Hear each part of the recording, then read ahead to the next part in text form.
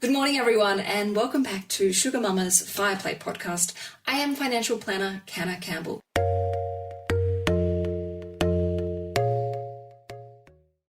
One quick reminder, as always, please make sure you pay attention to my general advice warning. None of my content is ever personal advice, investment advice, or product advice, so please always bear that in mind. Now, today we're talking about fashion and money. We're not talking about it in a go out there and buy this and buy that, but talking about it in a mindful way, a respectable way, a responsible way. And I get to interview one of my most favorite fashion inspirations, Jamie from Mademoiselle Gym. All right.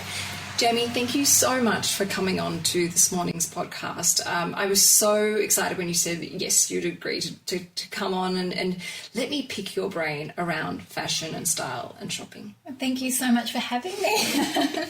Jamie and I actually go quite a way back. I think we probably met about 4 years ago or even longer. It might have been further back than that because it was before my husband and I purchased our house, which was almost 4 years ago. Now, what I love about your Instagram account is it's almost therapeutic watching it and scrolling through and quite frankly stalking you. I don't feel this like overwhelming rush to go out and splurge and buy things and have this and have that.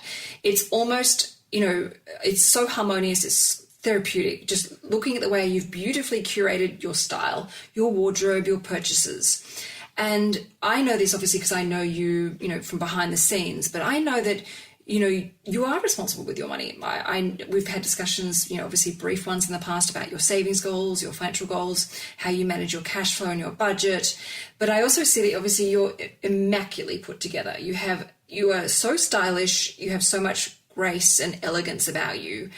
How are you doing all of this and balancing your financial well-being? Well, that's very kind of you to say. I swear I am not always put together. Yesterday was not a chic day at all. But I think the thing is to really have a good sense of what your personal style is when you are going out shopping. I think that's the first thing to do to make sure that you're not, I would say, wasting your money in any way, and then purchasing the right pieces that are going to work in your wardrobe and be really functional and versatile. And something that I've actually been doing since I was in my early 20s, so I'm almost 34 now, is to purchase pieces that work for double duty. I am probably a little bit more of a slightly more dressed up person, even in my spare time, and that definitely works in my favour. It means that I can really stretch my budget a little bit further when I am adding anything new to my closet. Oh, that's good to know. So you'll buy mindfully so that when you do have money, you've got a little bit more to spend. You can actually afford to purchase those, I would dare I say, investment pieces because you know that they're versatile and dress up and dress down. So something that, so when I worked in a corporate office, I was trying to buy items that I would be able to wear both in the workplace, but then I could also dress down and make them a little bit more casual for the weekend as well. Okay.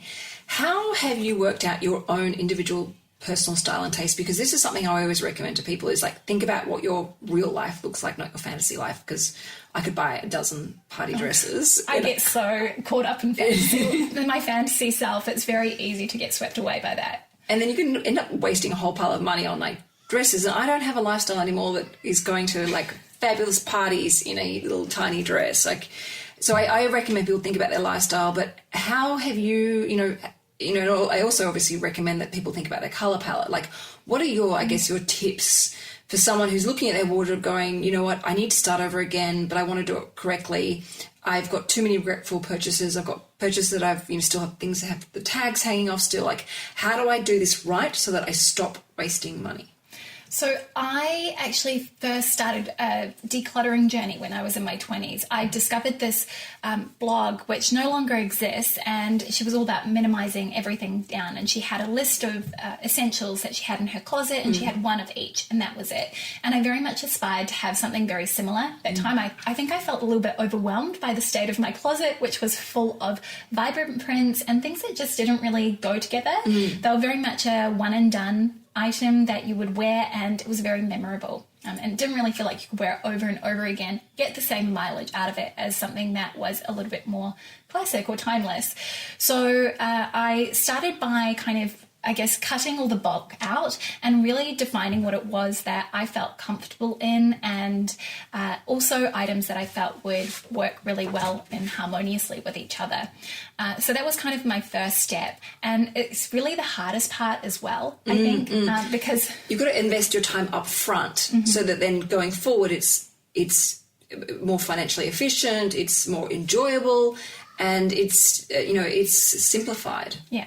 Exactly. And I think the key is to try everything on first. Take photos of things that you feel really great in, and also outfits that you really love, so you can go back to them and you can also dissect what it is that you really like about those outfits. This is a big one that I think a lot of people forget about, is when you see an outfit on someone, or when you manage to randomly put together an outfit and go, oh, and I got dressed in a hurry, but this works really nicely. Like, actually stop and take the time to go, oh, hang on, what is it about this look that I'm loving right now? Is it the color combination? Is it the fabrics? Is it the cuts, the simple, clean cuts? Or the proportions, and how you've balanced out the outfit. Because that's the guide then that takes you through to the, the shopping experience where you don't waste money buying regretful, wasteful purchases. Yeah. And I know I'm definitely guilty of making purchases that I regret. I think we all are. Yeah, we all. And definitely don't want to beat yourself up about it. Happens to the best of us. And it's an opportunity to learn. Like with any mistake in life, it's an opportunity to go, okay, where did I go wrong? And whenever I go through and do a cull of my wardrobe, I've picked out the brands where I used to shop at. And they would always be in my pile to sell or donate. And I now know whenever I catch myself either walking past that store or, looking at that website online, I know, hang on, so many of my purchases where I've given them away or donated have come from this store. And I either quickly click off or I really, really think about anything before I purchase. So whereas I know the items that have been in my wardrobe for like 8-9 years, I know I'm safely shopping within those brands. I do actually have a tip, and this is something that I personally do, is I track what I'm wearing in my wardrobe. Wow. It's a bit of a laborious process. I do it very manually, but you can use apps and things to, I suppose, assist with the... Oh my God, our kids are going loose downstairs. They're having a lot of fun. There are apps that you can use which assist you with the process, but essentially I will keep a note of what I'm wearing every single day, and seasonally I'll go through my Excel spreadsheet tracker, which I've split by category, and that would be my child being the loudest. She's really bossy. And then I can really keep a handle on what I'm wearing and what I'm not wearing in my wardrobe, and that can be a useful tool when it comes to identifying your style and actually what you're getting the most wear out of, and where you should maybe shop, or gaps that you might want to fill in the future. Absolutely. And I found, this is one of the trappings of minimalism, is when you have something, when you have less, obviously I found it was I love minimalism, and I definitely try and keep a strict, clean wardrobe, but I've experienced disappointment because some of, like, say, a classic jumper, I was wearing it all the time because I didn't own many of it, and so it would wear out quite quickly. So when you find, okay, for example, I love to wear a very clean striped top, well then I know, okay, I can justify having 2 of those tops or even 3 of those tops in different colours or similar styles, because I know I'm wearing them, but I don't want to wear them all out, wear one out and have nothing else left. Okay, when you go to the shops or shop online, how do you do that? Like, what are your hacks? So something that I talk about a lot is my 30-day shopping rule. I've had this for many years, and essentially what it is that I will wait 30 days from when I see an item that I love and I feel I have to have it before I consider actually purchasing it. And generally at the end of that 30-day mark, I'm not necessarily rushing out to buy it. Sometimes it will be 6 months, a year, more than a year before I even go through with the purchase, because a lot of the items that I tend to like are more classic ones that the brands will do every single year. They're recut, Yeah, they recut them. Maybe it's got a slightly different detail, but it's still essentially the same item. So that is something that really helps me when it comes to shopping. I also really shop with a colour palette in mind. So I know this is something you talk about a lot in your fashion videos. Really strict about my colour palette. It helps so much because you know that everything that you buy, you can put together an outfit in the dark and it is going to work. Yeah. So sticking to a really strict colour palette is something I find really useful too. I'm sort of stretching the limits of it at the moment, going with a bit of earthy colours, which is nice now that I've got my base wardrobe. And I feel like once you've got your core wardrobe sorted, that's when you can start to branch out and add in a little bit more colour or print to have a few more fun options. How did you work out your colour palette? I think I started with white, grey, black, Okay. navy. Very, very simple. And then I remember when I first moved to Sydney, I had a little bit of baby blue and baby pink in there as well. That's where I'm at, Yeah. And then I sort of shifted those out and started adding in camel instead of the blues. But I've actually found that skin undertone plays a really big role in what colours look good on you and what colours you don't feel that great in. And that's trial and error, so kind of trying on clothes and seeing what colours you like on you and what ones you don't. Yeah. I have to say I do the same thing with the wish list. A list where, I have like gift ideas for family and friends, and I have to say I was going through my wish list, and I found things I was like, wow, I'm so glad I sat on this, just added it to the list, because I actually now realised I don't want that anymore. I don't actually need it. And it was really empowering using that tool. So you can use a collections list to your advantage, because it can stop you from going ahead and purchasing that because you realise, actually, I forgot about that. I didn't actually really value that. 100%. I will often go back to the items that I've sort of set aside and I've been thinking about, and I'll go, actually, I don't need this. I've got something similar, or I've had items like that in the past and not worn them. Yeah, so. And then you get to delete it from your list, and it's great. It stops you from shopping. What do you value in fashion? Like, where do you like to splurge and where do you like to save money? So I find tailoring is an area that I like to spend a little bit more money. I think while there are definitely exceptions to any rule, I really like to spend on things like coats and outerwear. I've always found that to be a lot more worthwhile because your coat collection is I have too many. They're so beautiful. That's through the danger room when I follow you, because I'm like, oh, that caramel coloured coat is divine. Even though it's the middle of summer, I really like that. We can do a closet swap. Any day. So definitely outerwear is somewhere which I think it's worth spending a little bit more money. Blazers as well, whether you like to wear them more casually or if you wear them for the office. I know when I was in a corporate office, I wore a blazer every day. Yeah. And an expensive blazer, I bought one from Helmut Lang. I think it was around $750, and this was 12 years ago, something like that. That was a lot of money to me. Yeah, it is a lot of money. But I wore that blazer almost every single day, and so it was a really great purchase. It was so well tailored, and it really lasted. I have a couple of blazers, and I wear them. I'm not in a corporate office anymore. My office in Sydney is a very casual one, and I'm working from home a lot with obviously COVID. But I find I put a blazer over so many things. I put a blazer over a big floral maxi dress. I'll put a blazer over like some casual like sneakers and jeans.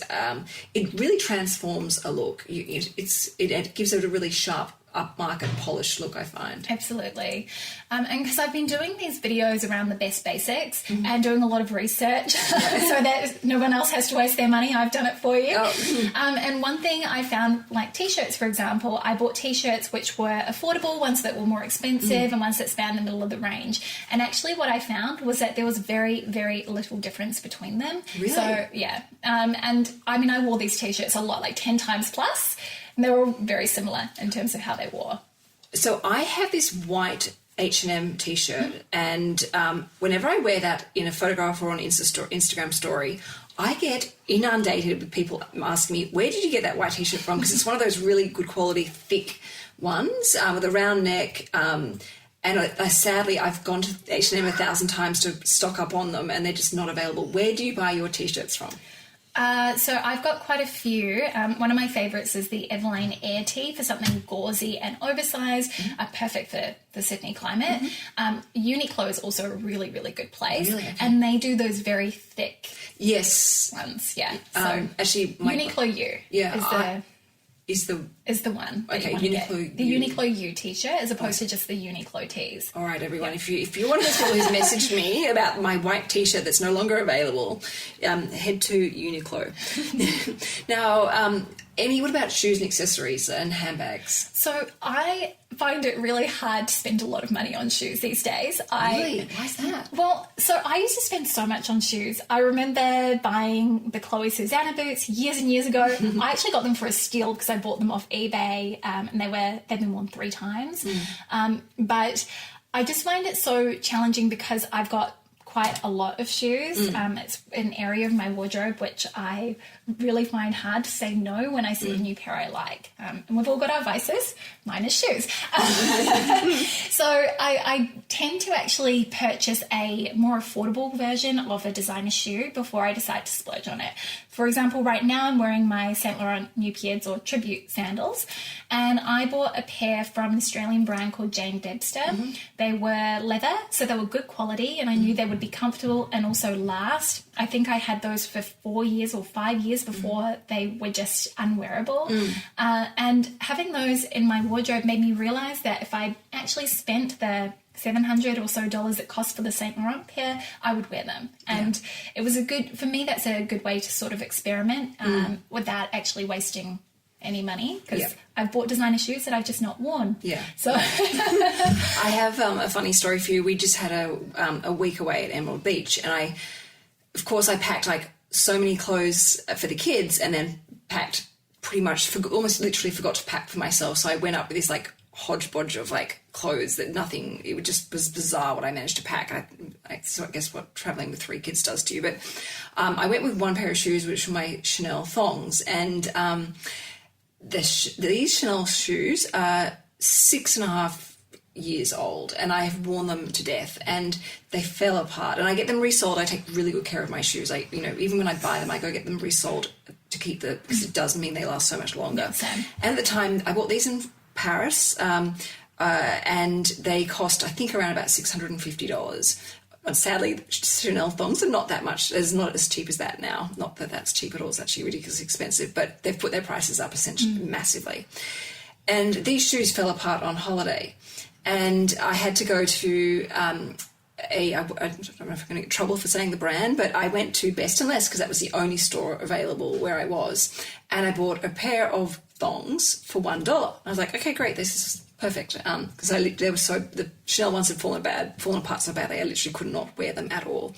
Anyway, within a couple of hours, the $1 thongs were like falling apart, and all the patterns had come off them already, and it just made me laugh. I was like, when you do take care of your items, your dollars per wear is actually there. If you take care and you shop mindfully, you know that you're going to wear them. Obviously, as you say, if shoes sitting in your closet not being worn is a waste of money. But when you do it mindfully and you invest in quality rather than quantity, it's definitely well worth. All right. You've shared so many insights and hacks, so thank you so much. I want to come back to now your finances, and obviously I'm not asking you to disclose anything private, but I know you are responsible with money. I know you stick to a budget. I know you don't get yourself like in trouble financially or consume to excess. Can you explain to me or share with me what your attitude is towards your finances and shopping? Absolutely. So for me, bills come first. Bills first, savings second, shopping third. And I think that's a really good attitude and approach to have. When I was younger, I definitely got a little bit silly with credit cards, and I realized pretty quickly that it just wasn't, it's not for you. It's not for me. And I made a huge effort to pay down my credit card debt. I got rid of my credit card, and I made sure that I was shopping with cash. And actually watching your videos was something that really helped instill that in me as well. Cool. And I got a lot of ideas and advice from you watching your videos over the years. So that's kind of the first thing that I will do. I don't necessarily have a budget per se every month for shopping because my income working as a freelancer and for myself, it does mean that it does fluctuate. But I set myself savings goals, and I'm really proud to share that I hit my savings goal a month early this year. So that is so good. So that was such a great achievement for me because I actually set it quite high, and I've now set another one to reach for the end of the year, which I'm hoping I will hit. Fingers crossed. But for me, I never want to deny myself. So this isn't just when it comes to shopping; it's also when it comes to eating out occasionally with friends as well. So while that's generally at the bottom of my budget, I do make sure to have some space for that. I remember you shared with me a financial goal, which when you were pregnant with your son. And you smashed through your financial goals because you actually had to hit your savings goal at the time when you were pregnant, and you were rewarding yourself with a Chanel handbag. Yes. Which that's the thing. I'm the same. If I achieve my goals, and they're not all financial goals, they're lifestyle goals as well, around my well-being and my health and my fitness and my intellectual growth and personal growth as well. But if I achieve those goals, I allow myself to have a special purchase, which for me is also a nice handbag. And last year I didn't achieve my goals, so I did buy a handbag, but it was actually from Seed, not Chanel. And I was totally fine with that. And because when you prioritize your financial well-being in the right type of way, when you do purchase, there's no guilt or shame or embarrassment or remorse, because you own it and you're proud and you can look at it. And when I look at certain bags of mine, I'm like, I bought that then and there because I did this and this, and it feels good, and I take care of my stuff. So when I put on that bag, I'm reminded of that special moment, and there's something really nice about that. No, it's a good feeling, especially knowing that you've purchased something with your own money and you're not getting yourself into any financial trouble in order to maybe keep up an appearance or just have something pretty in your closet. Exactly. We should be wearing our clothes, not just letting them sit in the back of our closet, not seeing the light of day. Can I ask you, do you ever buy pre-loved? Absolutely. Okay, good. This is actually the top that I'm wearing right now. I bought pre-loved. The top I'm wearing right now is also pre-loved, and so are my shoes, which are Chanel shoes. People don't realise you could buy Chanel shoes on eBay. Absolutely. No, I actually started shopping pre-loved when I was a teenager, and it was a way that I could afford things that were better quality, but weren't things that were accessible within my current budget or salary bracket. Yeah. And it's something that I've really continued because I love fashion, but a lot of the designers that I like are really expensive. And they've put their prices up so much so I just can't justify it seems out of control at the moment. And it's amazing the amount of people who buy things and then want to get rid of it. I'm like, oh, that's sad. Didn't they think mindfully before they shopped? Oh, one of my best purchases was actually a 30th birthday present for myself. It was a Stella McCartney coat, which was brand new with tags, and I paid less than $500 for it. No way. Yeah. So that was, and it was marketed as being pre-loved, but it was new. It's funny, I've been shopping pre-loved for I think since I was about 19, and I'd say, I got it from eBay or, this consignment store. And people would turn their nose up at me. I was really embarrassed to share with people that I was buying pre-loved, but now it is the way going forward. And in fact, there's an amazing store which you probably follow called Trading in Style. I actually dropped some shoes off there. Oh, did you? Oh my God. I made a purchase the other day, a Christmas dress. I'm really excited about picking it up today. But it's the way we reduce our, damage to the planet and save money along the way. I mean, it's such a great way also to make some money. As you said, you drop some shoes off. So you definitely resell your items when you realize you're not getting the wear out of them or it doesn't fit you anymore. Yeah, and I think also just with the nature of what I do, I probably I know I have a bit more coming into my wardrobe than other people might. So it's a way that I can also keep a handle on that. And the thing is that everything that I sell is actually items that I really, really love, but I've got I've got a certain space in my closet, and I really don't want it to be too full. So trying to keep a handle on it is pretty. It's so funny you say that because I'm exactly the same. It's the moment my closet starts to look cluttered and items are being squashed, that's it. Like, there's time for a cull. And I want to be able to sift through my clothing almost like a store, so that nothing gets crushed, because then I don't feel inspired to wear it when it's all crinkled. But it means that clothes aren't getting damaged. It means I can quickly and easily find things. Nothing's hidden in the back of my closet because there is nothing there. Nothing can be hidden. You can see everything, and when you can see what you have, you're more likely to wear it. Exactly. Yeah. So I'm exactly the same. And I think, it's healthy to go through your wardrobe and you can make money by selling your items. I'm actually going to be doing a big cull soon and selling a whole pile of stuff online because I'm ready for my style's evolved. I've had my third baby. My figure has changed. And also, COVID, working from home, doing so many more of my meetings online where my top half needs to be, more, corporate or sharp. I can sneakishly wear tracksuit pants or my activewear underneath, and no one knows any better. You mentioned how, credit cards are just not for you. Do you use buy now, pay later? I do, and actually the way that I like to use it is if I'm potentially buying something for my wardrobe which I'm not 100% sure about. So that's one of the ways that I would use it. So I can purchase the item, try it on at my home. We've actually talked before about how going shopping with kids is just not an enjoyable experience. It's actually a great way to save money because you get to the store and realise this is impossible, I'm not going to buy anything. I'm going to quickly get these kids into the car and drive home as fast as I possibly can. They're almost like a handicap. You've got 3, so harder to wrangle than just one in the and Apple's like my tornado of destruction. Shopping in a store is not therapeutic whatsoever. It takes all the joy out of it. So I just don't do it. But you're right, like shop within at home so you can try within the safety of your and comfort and privacy of your own home. Exactly. And then if I do choose to keep it, I've already made sure that I can afford the item before I've purchased it.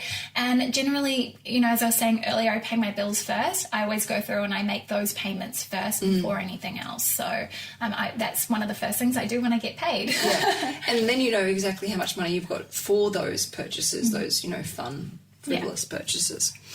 Okay, look, one last quick question. Sorry, no, actually, I tell a lie. I have 2 more quick questions.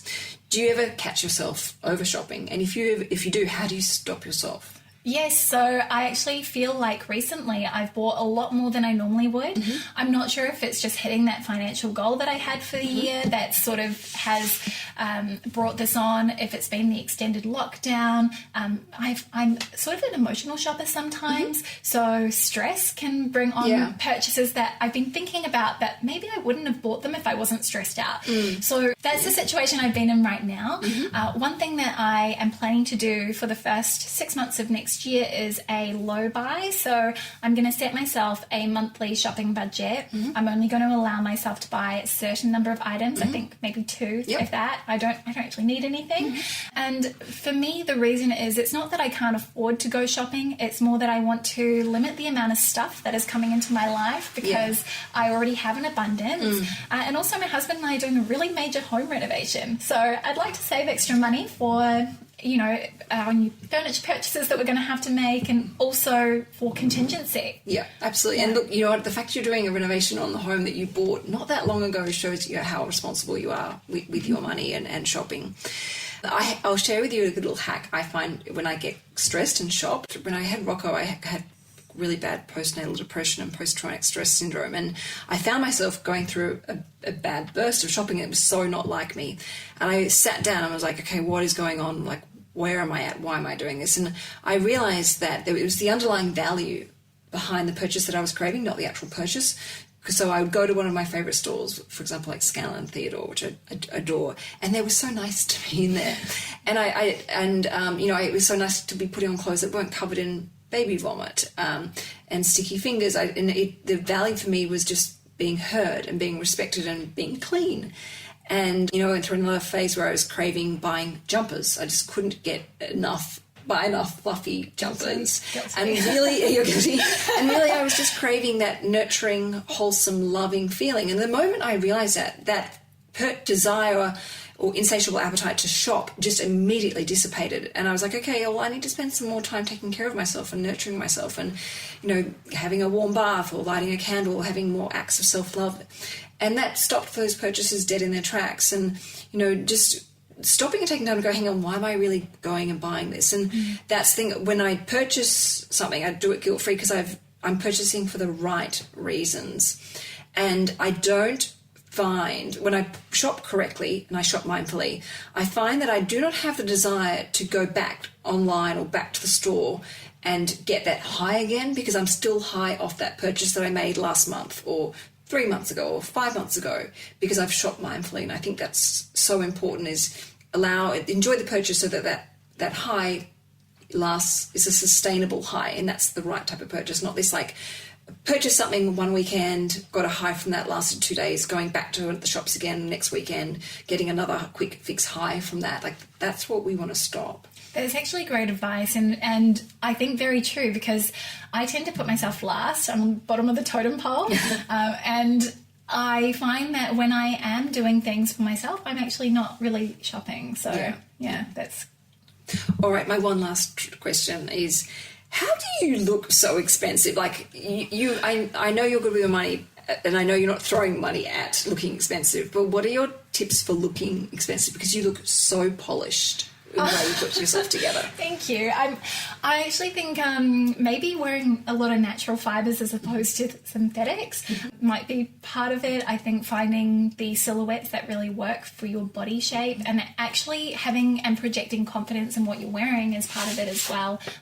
I do wear things that are from H&M, which are really affordable, and I think that they look just as expensive as some of the things that I have paid, several $100s for. So I think it's all about how you wear it and also how you're pairing things together. A neutral colour palette definitely tends to have a bit more of that luxury feel to it. It does. Yeah. It does. Jamie, thank you so much for coming on to today's podcast. I will link Jamie's Instagram account for everyone to go and check out and give her a follow if you like her content. I promise you won't regret it. I promise you will not feel the desire to go and shop all the time. You'll feel, I think, a greater sense of fashion. I find I respect fashion so much more through your the content you create, and it's beautifully curated. Thank you, and thank you so much for having me. And I think to your point, hopefully if you do have a look at my Instagram, you just get inspired to remix the things you already have as opposed to necessarily buying something new. Exactly. And I have to say, it's funny when I see something of yours that I know you've owned for like many, many years, I'm like, oh, that old gem's back. It's still there, still in the closet. So everyone, if you are shopping, make sure you shop mindfully. Make sure, of course, you always check your budget before shopping. Both Jamie and I have proven to you how important this is, because that's how you make sure you have something to show for all the hard work that you do. Only buy what you love, value, use, and appreciate. All right, everyone, thank you so much for listening, and I will see you next week for more podcasts on Sugar Mama's Fire Play. Ciao for now.